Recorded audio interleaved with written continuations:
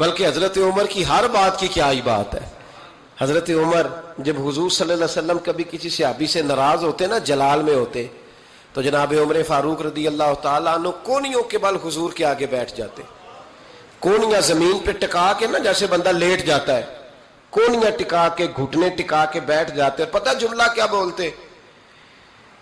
اتنا خوبصورت فکرہ، اتنا پیارا جملہ. پتہ کیا کہتے؟ کہتے رضیت باللہ ربا وبالاسلام دینا وسیدنا و مولانا محمدن نبیم و رسولا. سب کہیے صلی اللہ تعالی علیہ وسلم. حضرت عمر جملہ بولتے، کیا خوبصورت انداز ہے گفتگو کا. کہتے رضیت باللہ ربا، یا رسول اللہ میں بڑا ہی راضی ہوں کہ اللہ میرا رب ہے. میں اس بات پہ سبحان اللہ. دیکھیے فکرے پہ غور. رضیت باللہ ربا، حضور اللہ کے رب ہونے پہ میں بڑا ہی راضی ہوں کہ اللہ ہمارا رب ہے، اور میں بڑا ہی راضی ہوں کہ اسلام ہمارا دین ہے. وسیدنا و مولانا محمدن نبیم و رسولا، اور یا رسول اللہ میں اس بات پر بڑا ہی راضی ہوں کہ اللہ نے آپ کو ہمارا نبی اور رسول بنایا ہے. رضیت باللہ ربا وبالاسلام دینا. ہمارے سلسلہ عالیہ میں جب مرید کیا جاتا ہے نا، تو ایک شجرہ شریف دیا جاتا ہے. پھر جب مرید اس کو پڑھ لیتا ہے، پھر اس کو الوظیفۃ الکریمہ دیتے ہیں. اب تو خیر مرید وظیفے ہی نہیں پڑھتے، وہ کہتے ہیں کونی ضرورت، پیر صاحب نظر کرے اور چھٹی. جی وہ سید فیض الحسن شاہ صاحب فرمایا کرتے تھے، مرید کہتے سانو وظیفے نہ پڑھاؤ، نمازاں نہ پڑھاؤ، سانو انجے ہی پہنچاؤ. کتنے پہنچائیے انجے جی؟ جب اللہ رسول نے نمازوں کا حکم دیا ہے تو پھر کسی اور جگہ تو بندہ پہنچ سکتا ہے، ان کی بارگاہ میں پہنچ سکتا.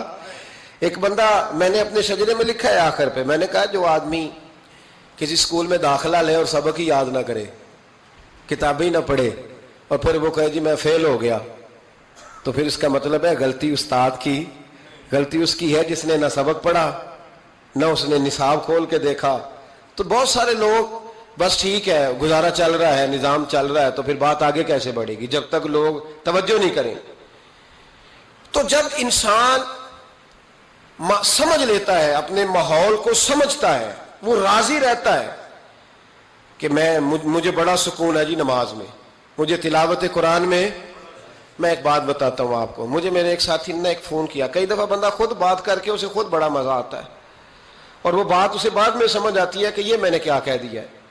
مجھے ایک سنگی نے فون کیا، کہنے لگا گرمی بڑی سخت ہے، سیر کرنے نہ چلے 2-4 دنوں کے لیے، ٹھنڈی جگہ چلتے ہیں 2-4 دن کے لیے. تو میں نے کہا یار اللہ نے ڈیوٹی ایسی لگا دی ہے کہ سارا سال ہی سیر ہوتی رہتی ہے، تو میں رہتا ہی سیر پہ ہوں، تو میں تیرے ساتھ کیوں جاؤں.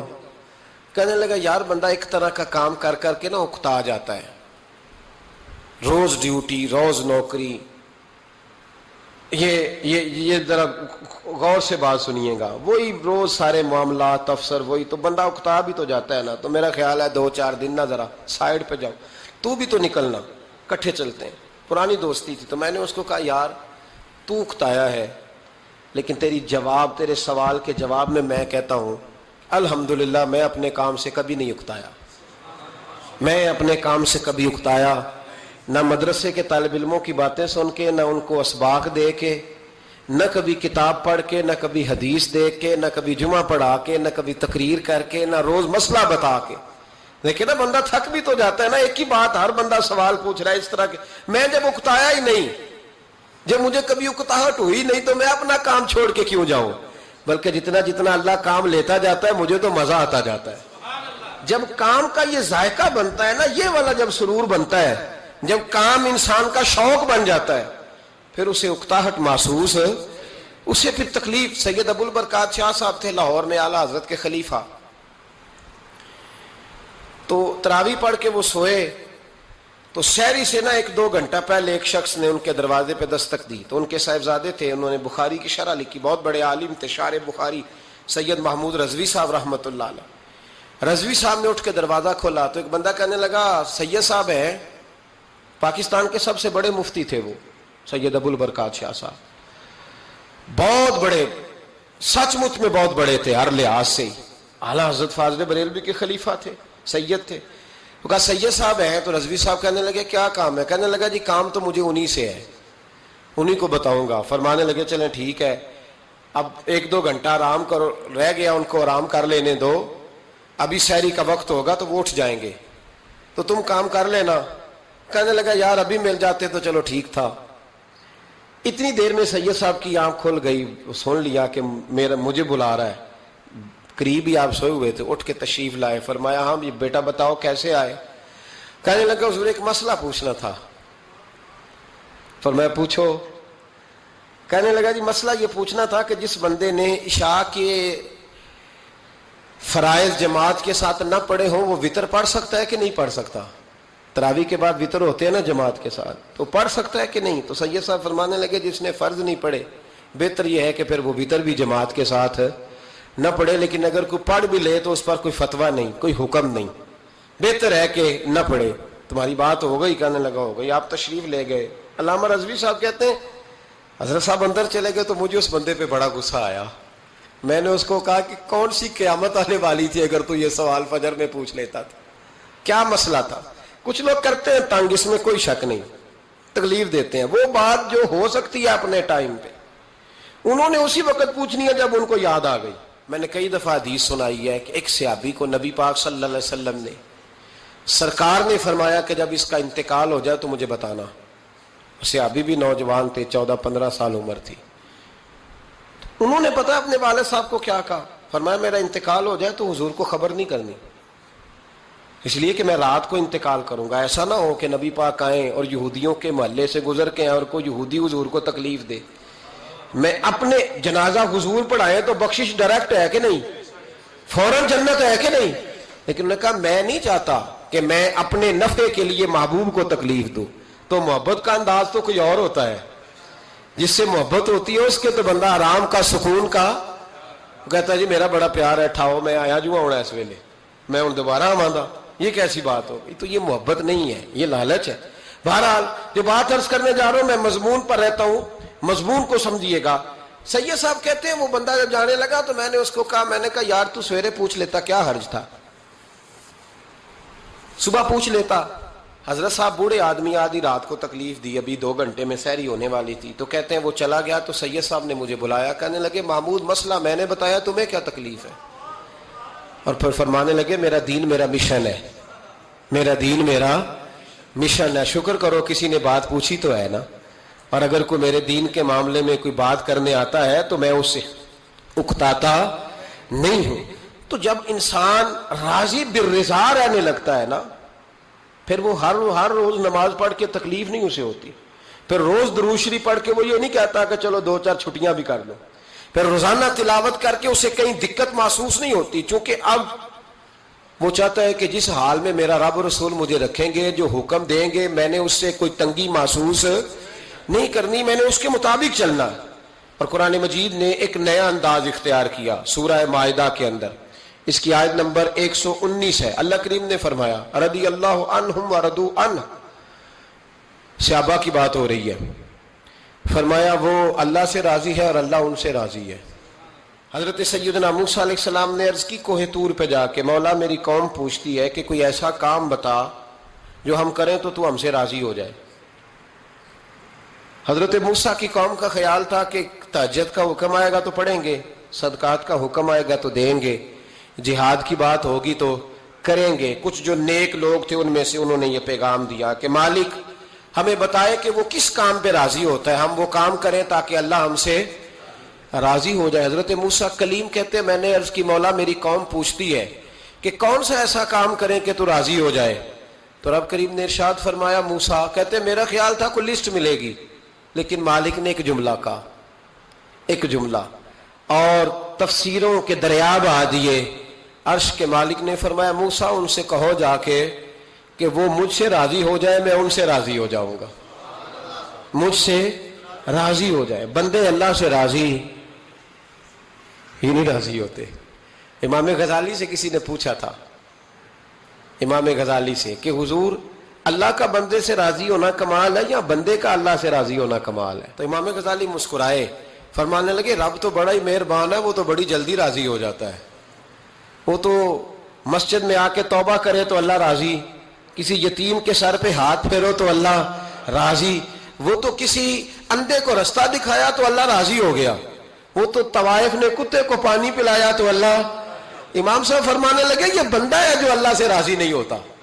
جس کے پاس اولاد نہیں وہ کہتا ہے چلو ایک بیٹی مل جائے تو میں راضی ہوں، بیٹی مل گئی تو کہتا اب ایک بیٹا بھی ملے تو پھر راضی ہوں، پھر کہتا ہے یہ دونوں اچھی تعلیم حاصل کر لیں تو پھر میں راضی ہوں، پھر کہتا ہے یہ بہت زیادہ پیسے کمائے تو پھر میں راضی ہوں.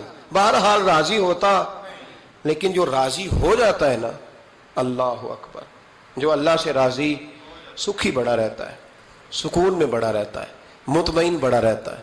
جو سمجھ لیتا ہے نا کہ جو میرے رب نے بہتر سمجھا وہ میرے اللہ نے مجھے. میں کبھی کبھی سوچتا ہوں کہ یار حضرت بلال حبشی نے کوئی عہدہ نہیں مانگا ساری زندگی. انہوں نے نہیں کہا مجھے بھی ایک صوبے کا گورنر بناؤ میری بھی خدمات ہیں، مجھے بھی وزیر خزانہ بناؤ میرا بھی کچھ بنتا ہے. ایک دفعہ نہیں کہا سیدنا بلال حبشی رضی اللہ تعالیٰ عنہ نے کہ میری بھی کوئی ڈیوٹی ایسی ہونی چاہیے کہ مجھے چلو سپہ سالار ہی بنا دیا جائے. ساری زندگی مسجد میں جھاڑو دیا تو اسی پہ راضی رہے، ساری زندگی محبوب کے مہمانوں کا لنگر پکایا تو اسی پہ راضی رہے، ساری زندگی میرے محبوب علیہ السلام کے بچوں کی نوکری کی تو اسی پہ راضی رہے، راضی بالرضا رہے.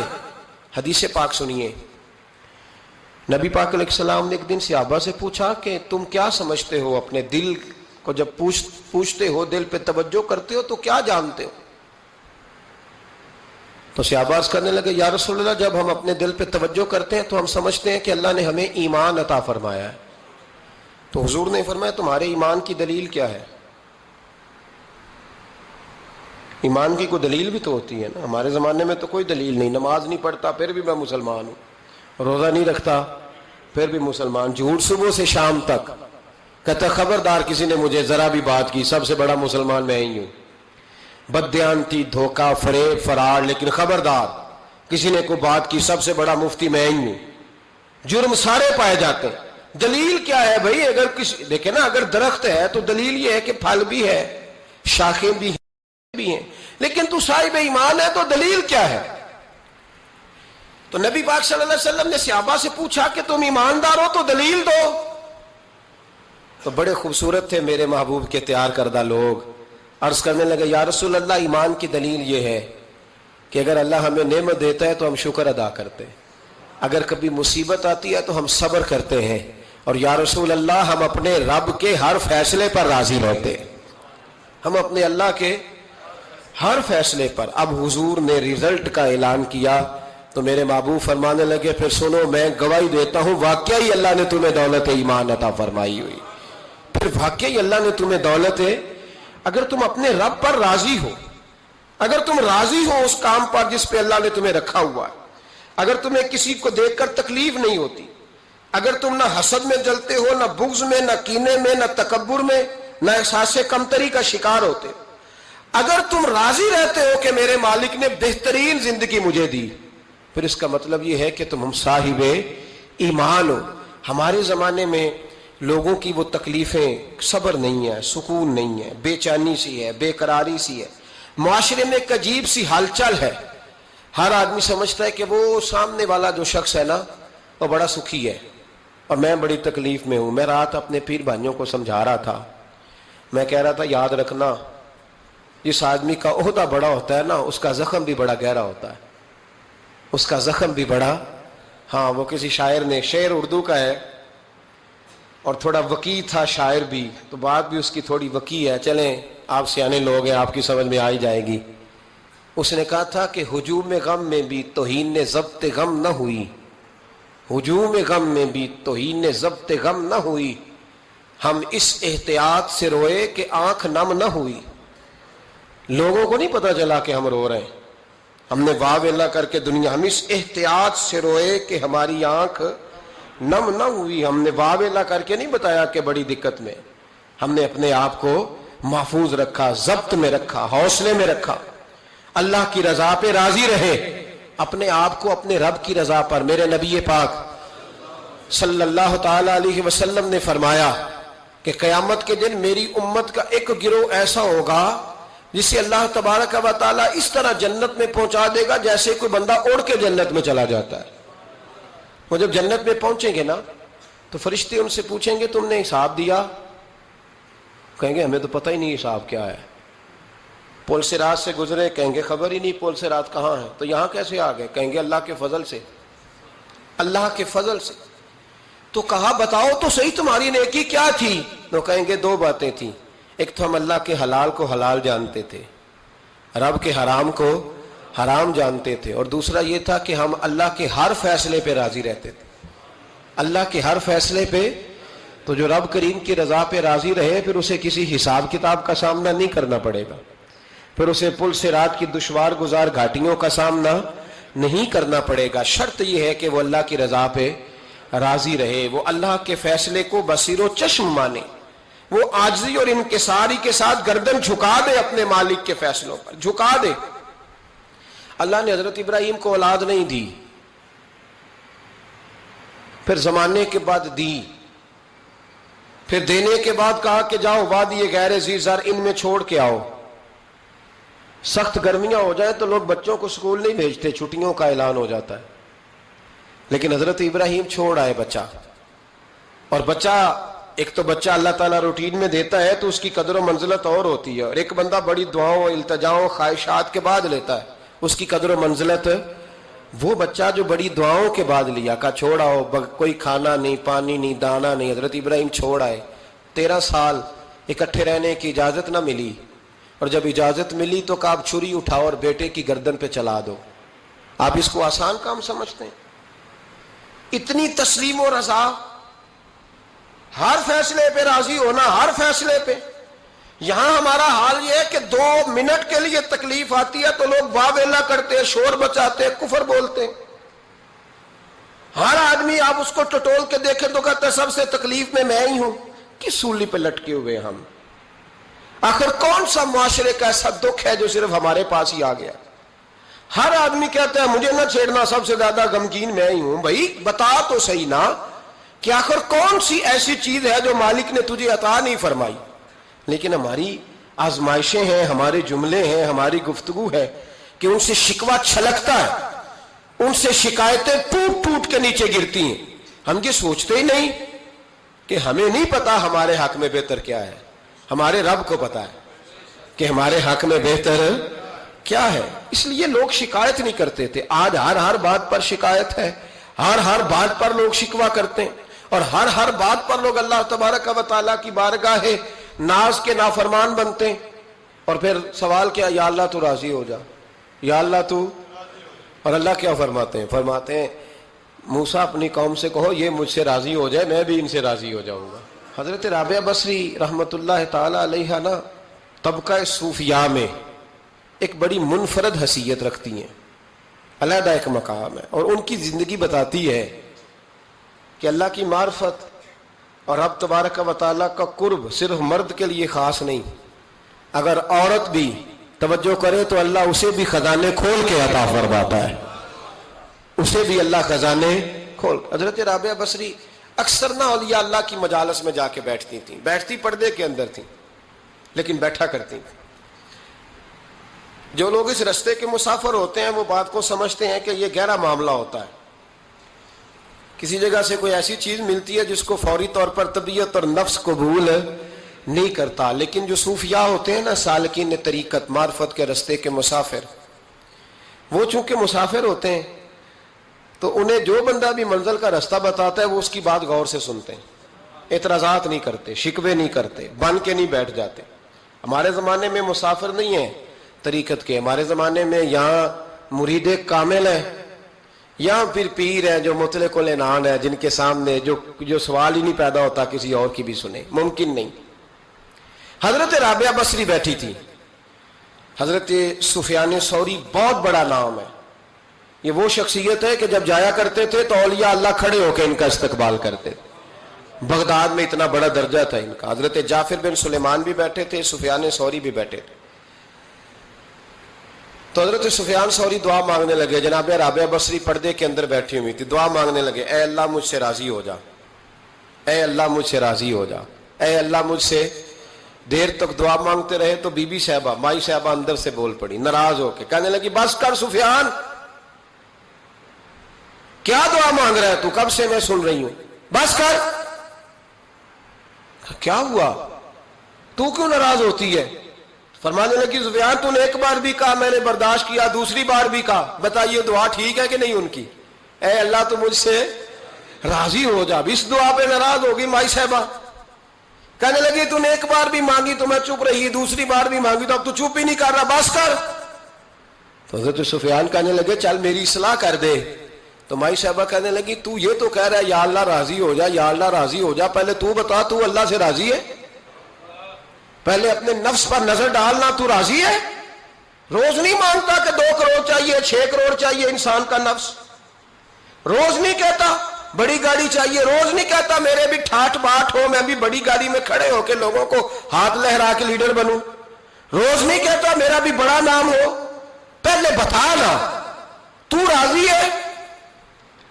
حضرت سفیان ثوری نے جب بات سنی تو جھگڑا نہیں کیا بلکہ اللہ اکبر کہا، چیخ مار کے رونے لگے، کہنے لگے رابعہ تو سچ کہتی ہے، ابھی تو میں اس منزل تک نہیں پہنچا کہ میں رب سے راضی ہو جاؤں تو میں اسے راضی کرنے چلا ہوں، تو سچ کہتی ہے۔ عزیز دوستو، بزرگوں اور بھائیوں، ہماری زندگی کے اندر ایک اہم پہلو جس سے ہم بڑی تکلیف کا شکار ہو جاتے ہیں اور بعض اوقات اذیت ناک حد تک وہ بات چلی جاتی ہے، وہ ہوتا ہے لوگوں کا باتیں کرنا۔ لوگ ایک دوسرے کے بارے میں تبصرہ کرتے ہیں، گفتگو کرتے ہیں، اگرچہ اسلام نے اسے بڑا ناپسند کیا اور غیبت کو زنا سے زیادہ بدتر قرار دیا، لیکن معاذ اللہ ثم معاذ اللہ لوگ پھر بھی اس اخلاقی کمزوری کا شکار ہو جاتے ہیں اور لوگوں کے بارے میں گفتگو کرتے ہیں۔ پھر لوگوں کی وہ باتیں جب ہم تک پہنچتی ہیں، جس کے بارے میں بات کی جا رہی ہوتی ہے، جب اس تک پہنچتی ہے تو وہ شخص بڑی اذیت کا شکار ہو جاتا ہے، وہ ذہنی تکلیف میں بھی آتا ہے، کرب میں بھی مبتلا ہوتا ہے، اور بعض اوقات خدا معاف فرمائے تو بعض لوگوں میں مایوسی بھی پھیل جاتی ہے۔ آپ قرآن مجید فرقان حمید کو دیکھیں تو اللہ تعالیٰ نے قرآن مجید میں فرمایا کہ وَإِذَا قِيلَ لَهُمْ آمِنُوا كَمَا آمَنَ النَّاسُ، جب منافقین سے کہا جائے کہ اس طرح ایمان لاؤ جس طرح کے باقی لوگ ایمان لائے ہیں، یعنی صحابہ کرام، قالوا تو وہ کہتے ہیں آنؤمنوا کما آمن السفہاء، ہم اس طرح ایمان لے آئیں جس طرح معاذ اللہ یہ بیوقوف ایمان لائے، ان کی طرح ایمان لے آئیں۔ الا انہم هم السفہاء، اللہ فرماتے ہیں خبردار ہو جاؤ یہی بیوقوف ہیں، ولکن لا یعلمون، لیکن یہ جانتے نہیں، انہیں اس بات کی خبر ان لوگوں کو جو کائنات کے بہترین لوگ ہیں زمین پر، انبیاء کے بعد صحابہ، ان کو لوگوں نے بیوقوف کہہ دیا، باتیں کر دی۔ آپ قرآن مجید دیکھیے سورہ قلم کے اندر اللہ تبارک و تعالی نے اس بات کا بھی جواب ارشاد فرمایا ہے، جب لوگوں نے کہا تھا کہ معاذ اللہ حضور تو مجنون ہے، تو اللہ نے فرمایا محبوب آپ رب کے فضل سے مجنون نہیں ہیں، بلکہ اللہ نے آپ کو خلق عظیم کا مالک بنایا ہے۔ وَإِنَّكَ لَعَلَىٰ خُلُقٍ عَظِيمٍ، لوگ بات کرتے ہیں اور کر جاتے ہیں اور شوق رکھتے ہیں تبصرہ کرنے کا۔ تو میں نے بہت سارے لوگ ایسے زندگی میں دیکھے ہیں جو لوگوں کی باتوں کی وجہ سے اذیت میں آ گئے، تکلیف کا شکار ہو گئے، اور میں اور آپ تو کسی کھاتے میں نہیں۔ حضرت ابوبکر صدیق رضی اللہ تعالیٰ عنہ جیسے لوگ، افضل البشر بعد الانبیاء بالتحقیق حضرت صدیق اکبر، آپ قرآن مجید 30ویں پارے کی تلاوت میں یہ بات دیکھیں گے کہ جب حضرت ابوبکر صدیق نے غریب غلاموں کو خرید کر آزاد کرنا شروع کیا، حضرت بلال حبشی کو، حضرت عامر بن فہیرہ کو اور کچھ غلاموں کو خرید کر آزاد کیا، تو لوگ کہنے لگے کہ یہ بلال نے کبھی کوئی احسان کیا ہوگا ابو بکر پر، تبھی تو خرید کے آزاد کیا ہے، ورنہ کیا ضرورت تھی اتنے پیسے لگانے کی، کوئی تو بات ہوگی۔ اللہ تعالیٰ نے اس کا بھی قرآن مجید میں اعلان فرمایا ابو بکر نے جو کیا ہے رب کی رضا کے لیے کیا ہے۔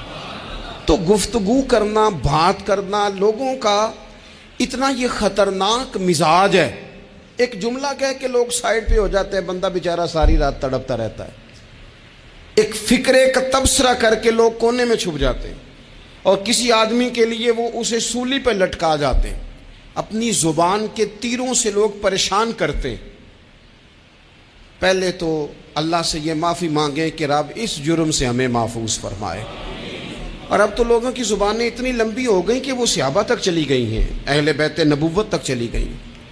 تبصروں کے شوق میں لوگوں نے یہ دیکھا ہی نہیں کہ میری حیثیت کیا ہے اور میں بات کس کی کر رہا ہوں، میری اوقات کیا ہے اور میں تبصرہ کس پہ کر رہا ہوں۔ بے باک ہونا اور بات ہے اور بدتمیز ہونا، ان دونوں میں فرق ہوتا ہے۔ تو میرے عزیز، ایک تو اس سے پرہیز کریں، اور پھر دوسرا اب ہوتا کیا ہے، ہم اس کا نفسیاتی اثر لیتے ہیں، ہم اس کا اثر لیتے ہیں۔ میں اکثر کہتا ہوں سارے لوگ ہی کانوں کے کچے ہوتے ہیں، کچھ تھوڑے زیادہ ہوتے ہیں، کچھ تھوڑے کم ہوتے ہیں، اور بعض لوگ کہتے ہیں اتنے لوگ فلانے بندے کی بات مانتے ہیں۔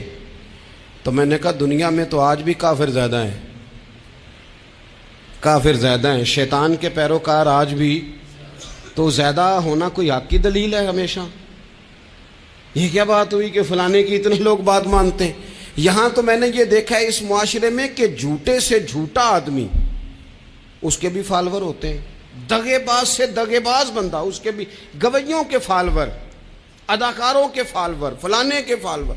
اس کا یہ تو بھئی انسان کا مزاج ہے، ہر بندہ کانوں کا کچا ہے، کوئی تھوڑا زیادہ کچا ہے، کوئی تھوڑا کم کچا ہے۔ تو باتیں تو ہوگی، لوگ منہ میں زبان رکھتے ہیں تو گفتگو تو کریں گے۔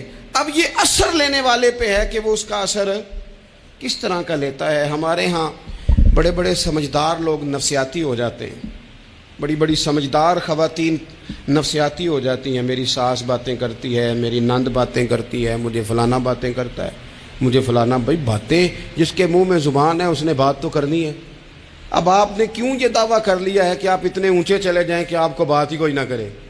کیا حرج ہے اس میں؟ اگر کوئی آپ کو بات کر دے تو کیا ہے، ہم کسی نے کر لی تو پھر کیا ہوا؟ اس کا اتنا اثر قبول کرنا کہ ساری رات سونا ہی نہ، پریشان ہو جانا۔ اور بعض لوگ ایسے ہیں جنہیں اتنی باتیں نہیں ہوتی جتنی انہیں ٹینشن ہوتی ہے، یعنی وہ دو بندے کونے میں کھڑے ہیں تو میری ہی بات کر رہے ہیں، اور بھائی تو اتنا اہم نہیں ہے، انہیں کوئی اور کام بھی ہو سکتا ہے، تیری بات ہی انہوں نے کرنی۔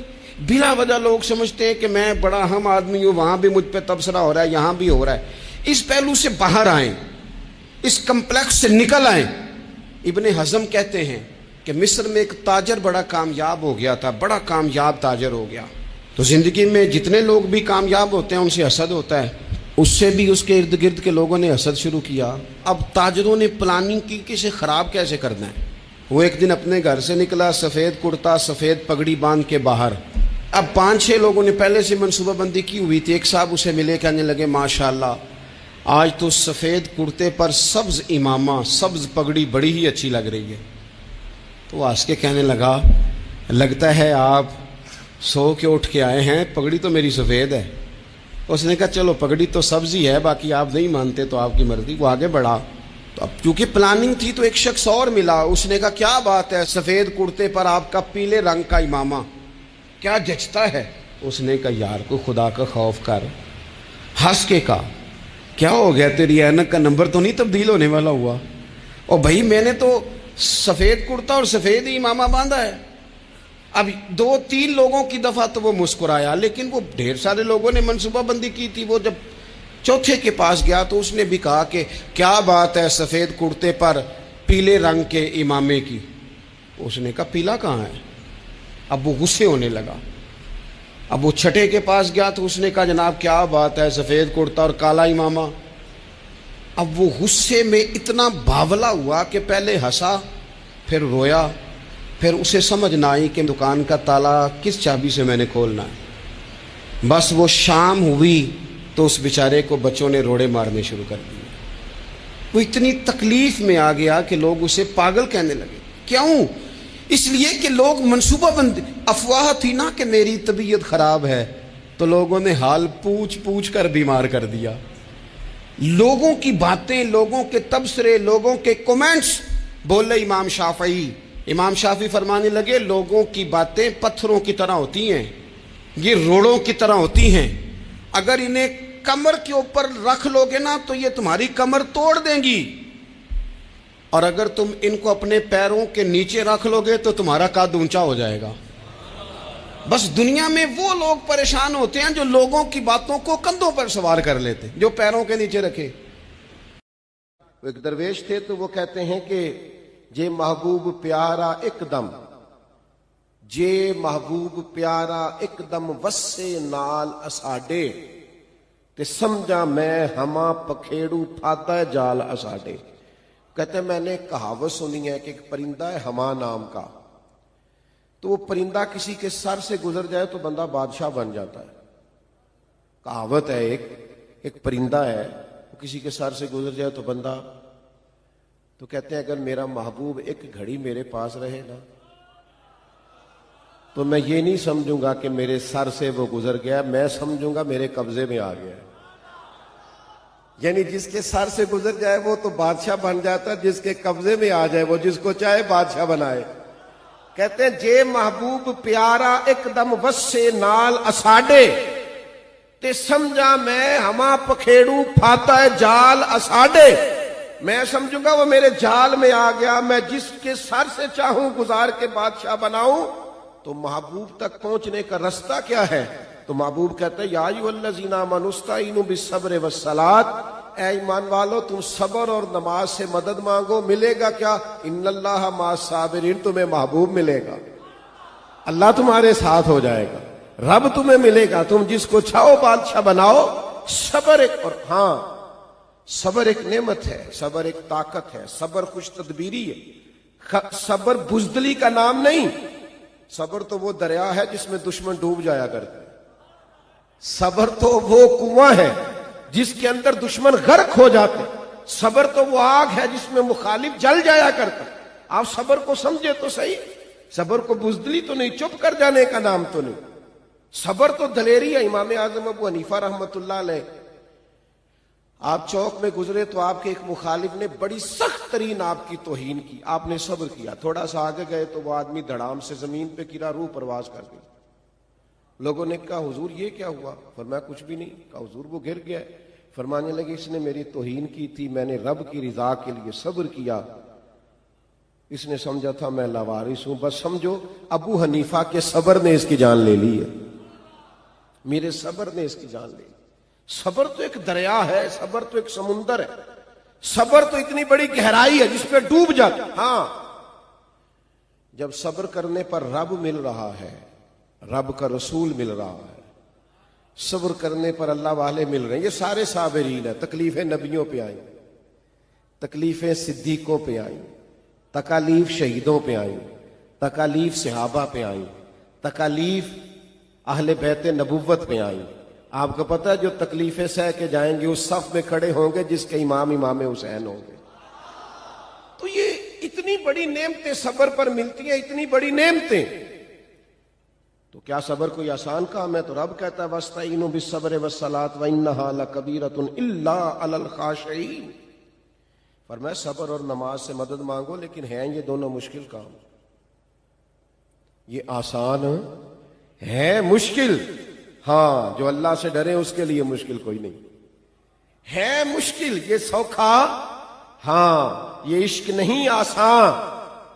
بس اتنا سمجھ لیجئے ایک آگ کا دریا ہے اور ڈوب کے جانا ہے، یہ آسان کوئی نہیں۔ اسے ایسے نہ سمجھیں کہ یہ پڑی ہوئی کوئی چیز ہے تو آپ اٹھا کے اس کو اپنی جیب میں رکھ لیں گے۔ وَإِنَّهَا لَكَبِیرَةٌ، صبر کرنا مشکل کام ہے، نماز پڑھنا مشکل کام ہے، یہ آسان نہیں ہے۔ لیکن میرے عزیزو یاد رکھو اس صبر میں جو لذت ہے، اس صبر میں جو کیف ہے، اس صبر میں جو سرور ہے، اس صبر کے اندر اللہ تبارک و تعالیٰ کا جو فضل بستا ہے، اس صبر کے اندر جو اللہ تبارک و تعالیٰ عطا کرتا ہے وہ کمال چیز ہے۔ ہمارے آج کل سوسائٹی میں صبر نہیں ہے، حوصلہ نہیں ہے، تھوڑا اللہ کے فیصلوں کا انتظار نہیں ہے، ہمیں بڑی جلدی ہے، ہم جلد باز ہیں، ہم عجلت پسند ہیں، ایک منٹ سے پہلے شکوہ کرتے ہیں، ہر روز داستان سناتے ہیں، فلاں آیا تھا وہ بھی ٹھیک نہیں، فلاں آیا تھا اس نے میرے ساتھ یہ کر دیا۔ اپنی زندگی کو ہم نے شکووں سے نہیں بھرا، کانٹوں سے بھر لیا، ہر وقت تکالیف کا اظہار کرتے ہیں، اپنے دکھ سناتے ہیں، لسٹیں بنائے بیٹھے۔ خدا کے بندو اگر زندگی صبر والی ہوگی تو آپ میں تحمل پیدا ہو جائے، آپ بردبار ہو جائیں، آپ کی خاموشی کسی طوفان کا پتہ دے گی. آپ کا تھوڑی دیر کے لیے بیٹھنا، خاموش ہو کے صبر کرنا، کسی سے پوچھ لیجئے گا، یہ آپ کو باوقار کر دے گا. آپ میں وقار نظر آئے گا، آپ بڑے وفادار ہو جائیں گے اگر صابر ہو جائیں. آپ کی طبیعت میں اتنا ٹھہراؤ پیدا ہوگا کہ آپ محسوس کریں گے کہ یار زندگی کی اتنی بڑی نعمت ہے صبر. آپ کے اندر ایک خاص قسم کی وفاداری پیدا ہونی چاہیے. ٹھیک ہے کہ آپ طاقتور بھی ہو سکتے ہیں، مالدار بھی ہو سکتے ہیں، اینٹ کا جواب پتھر سے دینے والے بھی ہو سکتے ہیں، لیکن یہ ساری چیزیں آپ کو سکون نہیں دیں گی جتنا صبر سکون دیتا ہے نا. جتنا صبر. آج کتنی پریشانی ہے لوگوں کو مالی طور پر. آپ مجھ سے ناراض نہ ہوئیے گا، اتنے مسکین اور غریب نہیں لوگ جتنا رونا روتے ہیں مسائل، بڑی پریشانی ہے غرباء کے لیے. لیکن جتنا شوق ہمیں امیر بننے کا ہے نا، ضروریات کی کفالت کا مسئلہ نہیں. جتنا مسئلہ ہمارے ساتھ یہ ہے نا کہ فلاں کی گاڑی دیکھ کر میں پریشان ہوں، بھئی اس کا نصیب تھا اسے مل گیا، مجھے صابر رہنا ہے. کسی کا مکان دیکھ کر پریشان ہو جانا، بھئی وہ اس کا نصیب تھا اس کو مل گیا. میرے اللہ نے جہاں رکھا، جس حال میں رکھا، الحمدللہ میں بڑا مطمئن ہوں، میں بڑا خوش ہوں. وہ کسی کا بزنس بڑا چل گیا تو ٹھیک ہے نا بھائی، اس کا چل گیا ہے. نبی پاک صلی اللہ تعالی علیہ وسلم نے فرمایا ہے کوشش ضرور ہمیں کرنی چاہیے، جدوجہد ضرور کرنی چاہیے، محنت ضرور کرنی چاہیے، پر نبی پاک علیہ الصلوۃ والسلام نے فرمایا ہے، سرکار کا فرمان دیکھو، کریم فرماتے ہیں جس طرح تم سردیوں کے بیمار کو پانی سے بچاتے ہو نا، اسی طرح رب جس سے پیار کرے اسے دولت سے بچاتا ہے. تو تم محسوس تو کرنا، تیرا بچا رہنا، دنیا سے دور رہنا، تیرے پاس پیسے تھوڑے ہونا، یہ تو تیرے اوپر کوئی انعام تھا اور تو نے اسے اپنی ناکامی بنا لیا. تو نے سمجھ لیا وہ پیسے نہیں ہے تو کچھ بھی نہیں ہے، میں مالی طور پر کمزور ہوں تو صرف زیرو ہوں. آپ تھوڑا سا سمجھیں، اپنے آپ کو کھڑا کریں، آپ غور فرمائیں. میں ملک سے باہر تھا، ایک صاحب دوڑے دوڑے آئے اور بہت بڑی گاڑی سے اترے اور وہ میرے سینے سے لگے اور پھر وہ پھوٹ پھوٹ کے رونے لگے اور بڑا میرے ساتھ انہوں نے اظہار محبت کیا. تو میں نے انہیں کہا کون ہے، کوئی تعارف تو کرائیں. تو سادے آدمی کی بات میرے دل میں نقش کر گئی اور گھر کر گئی. کہنے لگے پیر صاحب میں دنیا کا وہ غریب آدمی ہوں جس کے پاس صرف پیسے ہیں اور کوئی شے بھی نہیں. میری غربت کا حال مت پوچھیے، دولت کے انبار ہیں لیکن سوا اس کے میرے پاس کوئی اور چیز موجود نہیں ہے. کاش پیسوں سے اولاد کا ادب خرید سکتا، کاش پیسوں سے اپنوں کی محبت خرید سکتا، کاش مجھ سے لالچ نہ کیا جاتا، کاش پیسوں کے ساتھ سکون خرید پاتا. لیکن وہ غریب صرف پیسہ، صبر ہی نہیں آ رہا لوگوں کو، ہر حال میں پیسے لینے، ہر حال میں امیر ہونا ہے. سنو اور اس بات کو کبھی نہ بھولنا، ہمیشہ یاد رکھنا، اگر دولت بڑی حسین ہوتی، اگر بھری ہوئی تجوریاں بڑی قیمتی ہوتی تو یہ دولت سب سے زیادہ سیدہ فاطمہ کے گھر میں ہوتی. اور اگر شانوں والے باپ کی شانوں والی بیٹی نے 3 دنوں میں ایک بار روٹی کھائی ہے تو پھر اچھی طرح سمجھ لو کہ یہ فقیری ان کی پسند ہے، یہ سادگی ان کی پسند ہے، یہ غریبی، یہ فقر ان کی پسند ہے. سنا ہے الفت ہے اس کو خراب حالوں سے. اگر یہ بات ہے تو چلو خود کو برباد کر کے دیکھتے ہیں. جیم جان دا کچھ وسا نہیں ہوں، جان یار نو دے تے آزاد ہو جا. جے او رکھے آباد تے تاں رو وسدا، پر جے او کرے برباد پھر برباد ہو جا. اس کی رضا پہ چل. اگر وہ نہیں چاہتا کہ تیرے پاس کروڑوں اربوں خربوں ہوں تو تیری بے چینی کا معنی، تیری بے قراری کا مطلب، تیرے ذہنی الجھاؤ اور تناؤ کا مطلب، پھر اپنی زندگی میں ٹھہراؤ لائیں. یہ بخاری کی حدیث سنیں. حضرت ابو سعید خدری رضی اللہ تعالیٰ عنہ فرماتے ہیں کچھ لوگوں نے نبی پاک علیہ السلام سے، حضور کے پاس کچھ مال غنیمت تھا، انہوں نے حضور سے مطالبہ کیا تو حضور نے بھر کے دامن انہیں عطا کیا. انہوں نے پھر مانگا، حضور نے پھر دیا. انہوں نے پھر مانگا، نبی کریم نے پھر دیا. 3 بار دے دیا اللہ کے رسول نے، اور یہ بخاری میں موجود ہے. پھر حضور فرمانے لگے میرے پاس جو بھی مال ہے نا اس میں سے تم میں سے جو بھی کوئی سوال کرے گا اس مال میں تمہیں ضرور دوں گا. لیکن حضور فرمانے لگے جو شخص لوگوں سے مانگنے سے بچے گا نا اللہ بھی اسے بچا لے گا. اللہ پھر اسے لوگوں کا محتاج نہیں کرے گا جو بچے گا. اور حضور علیہ الصلوۃ والسلام فرمانے لگے جو تھوڑی لاپرواہی اختیار کرے گا نا لوگوں کے مال سے اللہ بھی اسے بے نیاز کر دے گا. اور رسول اللہ صلی اللہ تعالی علیہ وسلم نے ارشاد فرمایا جو صبر کرنے کی کوشش کرے گا رب اسے صبر عطا بھی کرے گا. اور کیا الفاظ ہیں اور کیا ان کا حسن ہے. حضور فرمانے لگے صبر سے بڑی نعمت کوئی نہیں. اگر تم مال کے معاملے میں صبر کر جاؤ, بے نیاز ہو جاؤ لوگوں کی جیبوں سے, بے پرواہ ہو جاؤ اور صبر کرنا چاہو تو اللہ تمہیں صبر دے گا اور رب تعالیٰ تمہیں بچا لے گا لوگوں سے. اور فرمایا صبر سے بڑی نعمت بھی کوئی نہیں. لیکن ہماری طبیعت اس طرح کی ہے, مزاج اس طرح کا ہے کہ لوگ تھوڑی دیر کے لیے بھی کسی ٹھہراؤ کی طرف آنے کو تیار نہیں ہوتے. ایک دوسرا بے صبری ہمارے دلوں میں بہت زیادہ پائی جاتی ہے.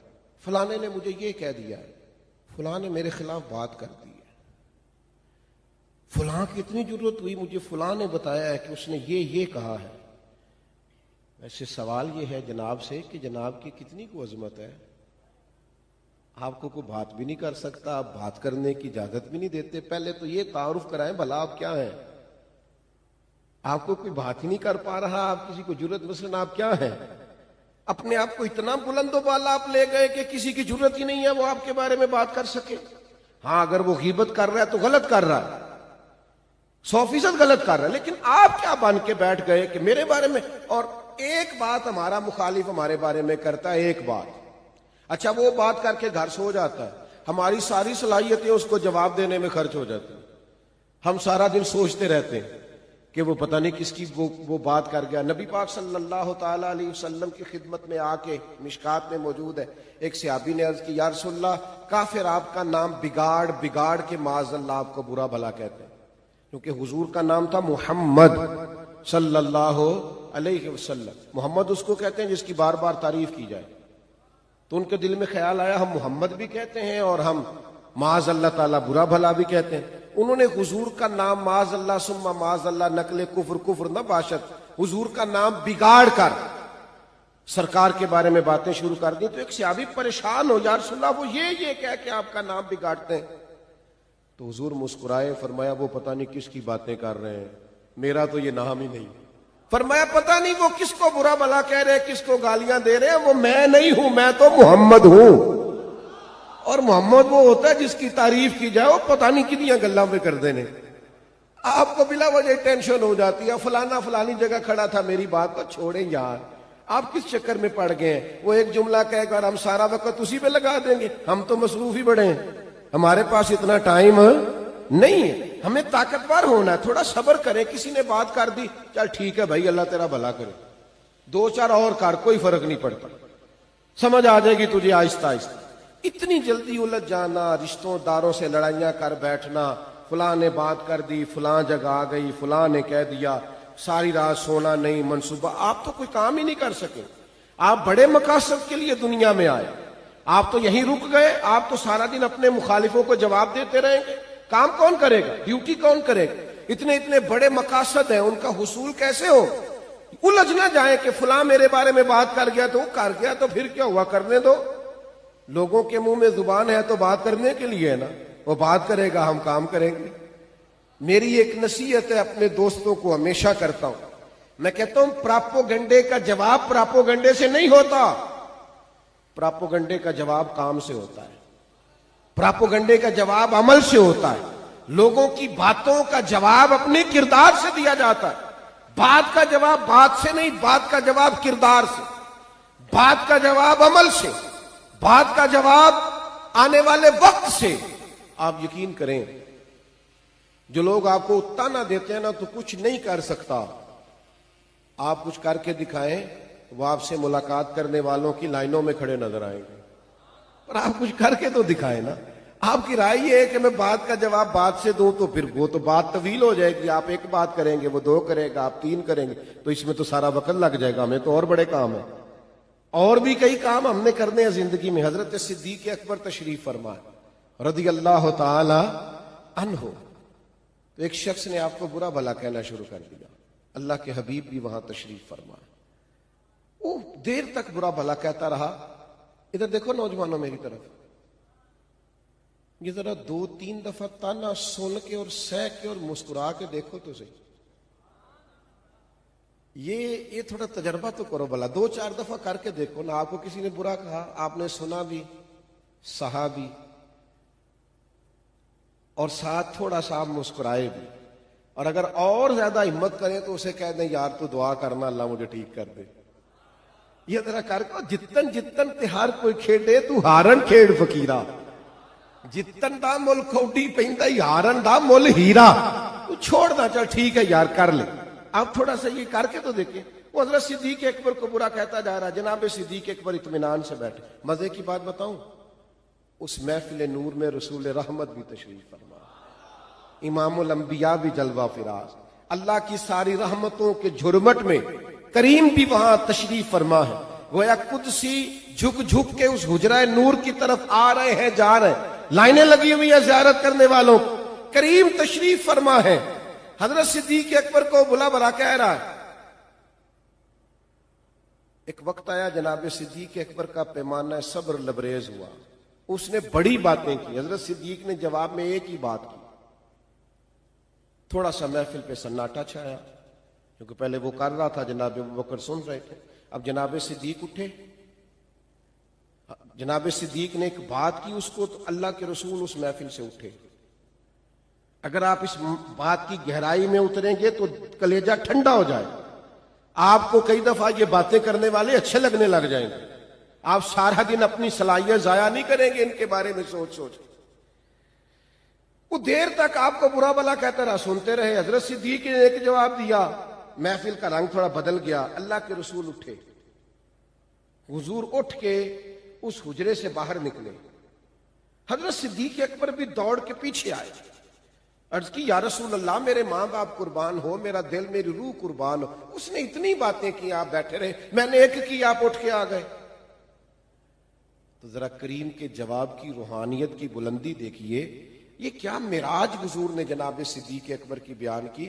حضور فرمانے لگے ابو بکر, جب تک وہ بول رہا تھا آپ چپ تھے نا, اللہ نے آپ کے سرانے فرشتہ کھڑا کیا ہوا تھا. اوئے ہوئے ہوئے قربان. اگر آپ کو ہماری ویڈیو اچھی لگی ہو تو ہمارے چینل کو سبسکرائب اور لائک کریں. شکریہ.